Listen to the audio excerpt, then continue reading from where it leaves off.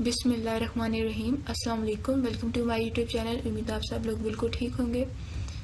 आज से हम लोग स्टार्ट करेंगे CI625 professional practices final time preparation.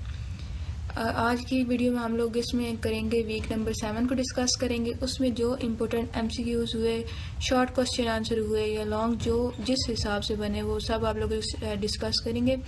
जब हमारे फाइनल टर्म का सिलेबस कवर हो जाएगा तो एंड पर हम एक वीडियो बनाएंगे जिसमें जो उसके इम्पोर्टेंट MCQs एक में डिस्कस कर लेंगे और एक में हम उसके शॉर्ट लॉन्ग क्वेश्चन डिस्कस कर लेंगे। इस वीक नंबर 7 का टॉपिक है इंटेलेक्चुअल प्रॉपर्टी राइट्स। इसमें हम इसको introduction, confidential information, patents, copyright act permitted in relation to copyright और remedies for breach of copyright plagiarism, हम इन सब को डिस्कस करेंगे। तो चलते हैं, स्टार्ट करते हैं। फर्स्ट हमारे पास इंटेलेक्चुअल प्रॉपर्टी राइट की डेफिनेशन है। तो ये है इंटेलेक्चुअल प्रॉपर्टी राइट्स और often the most valuable assets on used and well by software house. कि इंटेलेक्चुअल प्रॉपर्टी राइट्स वो एसेट्स होते हैं, वैल्यूएबल एसेट जो कोई भी कंपनी ओन करती है, यूज करती है और किसी भी सॉफ्टवेयर हाउस को डेवलप करने के लिए। आपकी ये शॉर्ट में डेफिनेशन आ सकती है या फिर आपका MCQs भी आ सकता है कि आगे सारा दिया हुआ होगा और often the most valuable assets और आपसे पूछा होगा कि ये किसकी डेफिनेशन, तो ये इंटेलेक्चुअल प्रॉपर्टी राइट की डेफिनेशन है।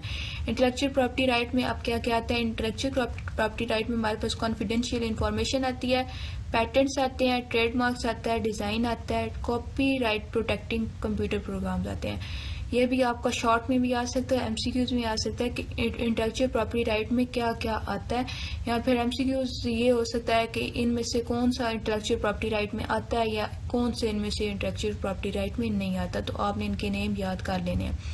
उसके बाद हमारे पास है they protect information stored bye electronics mean and all the paper work which accompanies a program such as the user manual plus any multimedia packages and most items on the web। कि ये information को प्रोटेक्ट करने के लिए और जो electronic mean के थ्रू स्टोर हुई हुई होती हैं, जो आपका पेपर वर्क होता है या फिर आप जो भी प्रोग्राम कंपनीज करते हैं उन सब को प्रोटेक्ट करने के लिए ये यूज़ होती है intellectual property right. Great care should be taken to protect, exploit and enforce intellectual properties. हमें बहुत ज़्यादा केयर की ज़रूरत होती है ताकि हम इसको प्रोटेक्ट कर सकें और इन्फोर्स कर सकें इंटेलेक्चुअल प्रॉपर्टी को। उसके बाद इसमें अब आपको ट्रेडमार्क बताया हुआ है क्या है, पैटेंट बताया हुआ है क्या है, डिज़ाइन रजिस्ट्री बताया हुआ वो क्या है और कॉपीराइट क्या है। आपके इनमें से MCQs भी आ सकता है या फिर शॉर्ट में कोई सी दो डेफिनेशंस भी आपको आ सकती हैं कि आप इनको डिफाइन करें। तो ट्रेडमार्क क्या होता है? The name under which a product is sold में बी रजिस्टर्ड एज ट्रेडमार्क। कि वो नाम जिसके अंडर एक प्रोडक्ट हम सेल करते हैं या रजिस्टर करते हैं उसको हम ट्रेडमार्क कहते हैं। उसके बाद पैटेंट क्या है? द हार्डवेयर और a process used in its manufacture may be protected by a patent. कि जो उनका हार्डवेयर या प्रोसेस उस प्रोडक्ट को बनाने में इस्तेमाल होता है या उसको प्रोटेक्ट करने में इस्तेमाल होता है उसको हम पैटेंट कहते हैं। और the look of the product may be registered in design registry. के जो प्रोडक्ट का ओवरऑल डिज़ाइन होता है या उसका जो लुक होती है उसको हम डिज़ाइन रजिस्ट्री के थ्रू बताते हैं। उसके बाद क्या है? Software can be protected bye copyright. कि कोई भी सॉफ्टवेयर उसको हम प्रोटेक्ट करने के लिए हम कॉपीराइट का यूज़ करते हैं। तो ये आपने सारी डेफिनेशन अपने माइंड में रखनी है कि कॉपीराइट किसके लिए यूज़ होता है, डिज़ाइन रजिस्ट्री किसके लिए यूज़ होता है, पैटेंट किसके लिए यूज़ होती है। या आपने सब कुछ अपने माइंड में रखना है कि किस लिए यूज़ होती है। उसके बाद है The know-how which goes into the development of the product may be protected as confidential information। के वो जो इस डेवलपमेंट में जाता है प्रोडक्ट की उसको में भी प्रोटेक्ट, उसको हम कॉन्फिडेंशियल इंफॉर्मेशन के थ्रू प्रोटेक्ट करते हैं। अब आगे है unauthorised use of intellectual property can be stopped by injection and damages may be sought for infringement of this right. कि अनऑथराइज यूज जो होता है इंटेलेक्चुअल प्रॉपर्टी राइट का उसको हमें रोकना चाहिए इंजेक्शन के थ्रू, और डैमेजेस जो होते हैं उनको सॉर्ट आउट करना चाहिए राइट्स के थ्रू। The laws is constantly changing with technological advance. के जो लॉ है वो कॉन्स्टेंटली चेंज हो रहे हैं, मतलब एक जगह वो नहीं, मतलब एक लॉ बन गया है तो वो बस बना है नहीं, वो कॉन्स्टेंटली चेंज हो रहे हैं जैसे जैसे टेक्नोलॉजी एडवांस हो रही है। उसके बाद क्या है, general agreement on trace and trade, GATT। ये आपका मोस्ट इंपॉर्टेंट MCQs, आपको GATT की एब्रीवेशन लिखें तो GATT की एब्रीवेशन है general agreement on trace and trade. ये आपका अभी जो MCQs क्विज हुए हैं उनमें भी आपका ये रिपीट हुआ है। ये concern the protection of intellectual property rights in the face of wide separate piracy of software products के GATT जो है ये कंसर्न है इंटेलेक्चुअल प्रॉपर्टी राइट की प्रोटेक्शन के थ्रू और फेस करने के लिए पायरेसी सॉफ्टवेयर प्रोडक्ट्स की। नेक्स्ट चलती है कॉन्फिडेंशियल इंफॉर्मेशन क्या है, information which is not public property and public knowledge. वो इंफॉर्मेशन जो पब्लिक प्रॉपर्टी नहीं है और ना वो पब्लिक के नॉलेज में आए उसको हम कहते हैं confidential information. Any category of information from personal confidence to trade secrets and sensitive government information any or all of which a computer scientist might handle in the course of his or work or all or any of which a firm may want to protect against unauthorized use or disclosure by others। कि ऐसी category कोई भी category हो information के लिए जो personal confidence के लिए यूज़ हो, जैसे कि आपकी जो आप ट्रेड कर रहे हैं उसमें आपकी सीक्रेट हो या गवर्नमेंट की कोई सेंसिटिव इंफॉर्मेशन हो, जैसे कंप्यूटर साइंटिस्ट ने जिस तरह हैंडल किया अपने कोर्स को या वर्क को या उसका जो बैकअप सारा कोड वगैरह वो होता है उसको हम कॉन्फिडेंशियल इंफॉर्मेशन कहते हैं। Information will be protected only if it is confidential. Information तब ही महफूज हो सकती है जब वो कॉन्फिडेंशियल होती है। Non confidential information unless protected for example by copyright or a patent is deemed to be in public domain and can be used by anyone. कि आपकी इंफॉर्मेशन तब तक प्रोटेक्टेड है जब तक वो कॉन्फिडेंशियल होती है। नॉन कॉन्फिडेंशियल इंफॉर्मेशन प्रोटेक्टेड नहीं होती, जैसे कि वो कॉपीराइट पैटर्न जो आप डीम्ड करते हैं कि पब्लिक डोमेन को ये पब्लिक इसको यूज़ कर सके या कोई भी उसको यूज़ कर सकते। उसके बाद है 3 condition must be satisfied before an action for breach of confidence can succeed। कि ये 3 कंडीशन है वो ये सेटिस्फाइड करती हैं कि एक एक्शन को ब्रीच करने के लिए वो इंफॉर्मेशन जो कॉन्फिडेंशियल हो, the information must has been disclosed in circumstances which give rise to an obligation of confidence। वो इंफॉर्मेशन जो डिस्क्लोज हो सर्कमस्टांस में जो राइज करे ऑब्लिगेशन कॉन्फिडेंस को। There must be an actual and और एंटिसिपेटेड अनऑथराइज्ड यूज और disclosure of the information. कोई एक यहाँ पर एक must actual anticipated unauthorised use होना चाहिए इंफॉर्मेशन का, तब जाके वो प्रोटेक्ट। ये तीनों आपने याद करनी है, माइंड में रखनी है। उसके बाद आता है patent, a government authority conferring a right or title for a set period specially the sole right to exclude other from making using or selling an invention. वो गवर्नमेंट की अथॉरिटी जो कन्फर करती है राइट को या एक title set करती है पीरियड के लिए और सोल राइट को एक्सक्लूड करती है में यूजिंग और मेकिंग इन्वेंशंस को, उसको हम पेटेंट कहते हैं। पेटेंट जो होता है ये गिव्स द एन इन्वेंटर और मोनोपोलॉजी इन एन इन्वेंशन, ये एक मोनोपोलॉजी देता है इन्वेंशंस के लिए। और ये इसका ये मतलब होता है कि इन्वेंटर जो होते हैं उनको एक्सक्लूसिव राइट दिए जाते हैं कि वो यूज़ करें और एक्सप्लॉइट करें इन्वेंशन को डिफाइंड पीरियड के अंदर। उसके बाद जो पेटेंट होते हैं ये मोनोपोलॉजी ग्रांटेड होते हैं और इनमें ये पेटेंट जो होते हैं वो बहुत पेटेंट के जो लॉ होते हैं वो बहुत ज़्यादा स्ट्रॉन्ग होते हैं और जो ऑनर होता है पेटेंट का उसको एक्सक्लूड किया जाता है इंडिपेंडेंट इन्वेंटर के थ्रू मार्केट के लिए।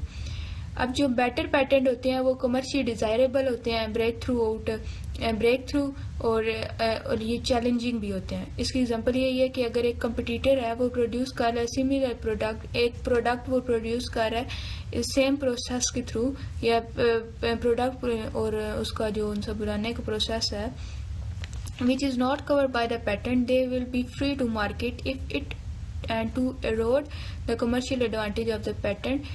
कि अगर वो फ्री होगा मार्केट में तो वो हर कोई उसको यूज़ कर सकेगा, लेकिन अगर वो सब्जेक्ट मैटर होगा पेटेंट के लिए तो वो डिस्क्लोज होगा और कोई भी इनवैलिडेट नहीं करेगा पेटेंट को। नेक्स्ट आगे चलते हैं। Patent act merely set out a number of criteria which must be satisfied before an invention can be patented। एक जो पेटेंट एक्ट होता है उसमें एक नंबर ऑफ क्राइटेरिया होता है जिसको हम सेटिस्फाई करेंगे तब इन्वेंशन होगी। और अब ए पेटेंट में ओनली बी ग्रांटेड इफ। अब पेटेंट क्यों ग्रांटेड होता है? The invention is new. अगर इन्वेंशन आपकी नहीं है, it involves N inventive step, इसमें इन्वेंटिव स्टेप आते हैं। ये इंडस्ट्रियल एप्लीकेशन कैपेबल हो इंडस्ट्रियल एप्लीकेशन के लिए, और the subject matter of invention does not fall with in an excluded class, कि जो सब्जेक्ट मैटर होता है वो एक्सक्लूड ना करे। अब पैटेंट्स क्या होते हैं? It is best possible to patent something which is more than just a program, कि आप कोई भी ऐसी चीज़ को पैटेंट कर सकते हो जो एक प्रोग्राम से ज़्यादा हो। Something which can be called for simplicity a program plus. A computer program is not excluded for patentability if it produce or it capable of producing a further technical effect beyond the normal physical interaction between software and hardware. It is potentially patentable if it makes something else to do something. Copyright क्या होता है? The exclusive legal right given to an originator or an assigned to print, publish, perform material and to authorize other to do the same. एक legal right होता है जिसमें आप जो ऑर्गेनेटर होता है या जिसने वो काम किया होता है वो पब्लिश करता है, ये अपना मटेरियल जिसने परफॉर्म किया होता है अथराइज करता है दूसरों को कि वो सेम कर सके। Copyright protect more item generated by business or by individual than any other aspect of intellectual property right. ये बिजनेस लेटर में को प्रोटेक्ट करने के लिए होता है, मैनुअल डायग्राम्स को, कंप्यूटर प्रोग्राम्स को। कॉपीराइट जो होते हैं ऑनर होते हैं वो स्पेक्टर को फेस करते हैं और उनकी अनलिमिटेड पायरेसी होती है, uncontrol copying with the advent of internet. अब कॉपीराइट में what we will probably see over the next few years are stronger laws, more right for copyright owners, wide separate licensing scheme and greater use of technical anti-piracy and copy monitoring device and electronic rights management system. Copyright law gives 6 exclusive right of the owner of the copyright. अब ये copyright के 6 exclusive right हैं, ये भी आपने याद कर लेने हैं, ये आ सकते हैं शॉर्ट में।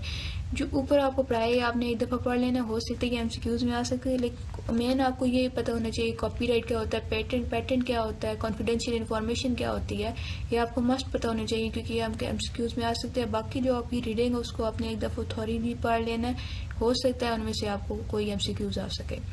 अब जो 6 एक्सक्लूसिव राइट है उसमें copy the work, issues copies to the public, rent or lend the work to the public, perform, play or show the work in public। आपने अपना वर्क जो आप रेंट करते हो, परफॉर्म करते हो, ब्रॉडकास्ट करते हो, may the adoption of the work or do any of the above। ठीक है, ये आपने सारे पढ़ लेने एक दफ़ा। उसके बाद जो होते एक्ट्स रिलेशन में एक्ट कब प्रिमेटेड हुए थे? Act permitted in relation to copyright के कौन से एक्ट कॉपीराइट के रिलेशन में प्रिमेटेड हुए थे? तो ये जो आपका एक्ट 1988 है, ये आपके MCQs में मोस्टली रिपीट होते हैं कि जो एक्ट 1988 के एक्ट के अंदर आए थे, otherwise amount to breach the company, उसमें फेयर डीलिंग आता था, अपना काम ईमानदारी से, making backup copies of computer program की बैकअप कॉपीज करना, transfer the work in electronic form के जो आपने अपना काम बनाया है उसको आप इलेक्ट्रॉनिक फॉर्म में कन्वर्ट कर लो, decompilation for the purpose of interoperability, उसमें एरर करेक्शन आ जाता है, उसमें डेटाबेस आ जाता है, ये सारे किसमें आते हैं 1988 के कॉपीराइट एक्ट में। A copyright owner has all the usual civil remedies of such injunction damages and action for an account of profit made in breach of the copyright. It is shown that at the time of the infringement of copyright, the defendant did not know and had no reason to believe that copyright subsisted in the work and then plaintiff is not entitled to damage against the defendant।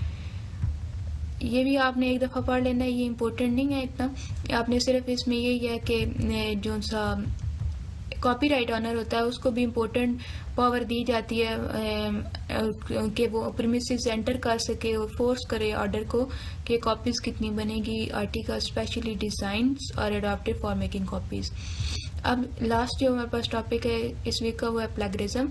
अब ये definition plagiarism की mostly paper में repeat होती है, MCQs में भी आती है, शॉर्ट में भी आती है। The practice of taking someone else work or idea and passing them off as one's own, के किसी का आइडिया या किसी के वर्क को कॉपी करना या उसकी प्रैक्टिस को लेना और इस तरह रिमार्क करना जैसे कि आपने खुद किया, तो इसको हम प्लेगरिज्म कहते हैं। अब ये following all of the following are considered plagiarism, ये सारा कुछ प्लेगरिज्म में आता है कि आपको समवन एल्स वर्क, आप किसी के काम को, अपना काम को, आप किसी की वर्ड्स और आइडियाज को कॉपी करो, उसको क्रेडिट उसको बताए बगैर, या मतलब आप उसका काम यूज़ कर लो लेकिन आप उसको क्रेडिट ना दो, ये मैंने इसका काम यूज़ किया। और failing to put quotation in quotation mark, और आपने कोटेशन नहीं दी कोटेशन मार्क्स में। और given incorrect information about the source of quotation, के आप किसी का काम यूज़ कर रहे हो लेकिन आप गलत बात बता रहे हो कि मैंने इसको इन्फॉर्मेशन यूज़ की है, आपने वर्ड को चेंज कर लिया है लेकिन आपका सेंटेंस का जो स्ट्रक्चर है वो आपका जिस सोर्स से आप यूज़ कर रहे हो उसी का है। और computer program changing variable names only, आप सिर्फ वेरिएबल किसी का अगर कंप्यूटर प्रोग्राम यूज़ कर रहे हो तो आपने सिर्फ नेम्स चेंज कर दिए और उसका स्ट्रक्चर और प्रोग्राम का जो फ्लो है वो सेम वही है, तो ये भी प्लेगरिज्म में आता है। तो ये था आपको वीक नंबर 7। उम्मीद है आपको वीडियो अच्छी लगी होगी। इंशाल्लाह नेक्स्ट हम वीक नंबर 8 करेंगे। इसी तरह जो इम्पोर्टेंट एमसीक्यू शॉर्ट क्वेश्चन होंगे वो हम लोग डिस्कस करेंगे। अगर आप मेरे चैनल पर नए हो तो चैनल को लाजमी सब्सक्राइब करिएगा। अल्लाह हाफिज़।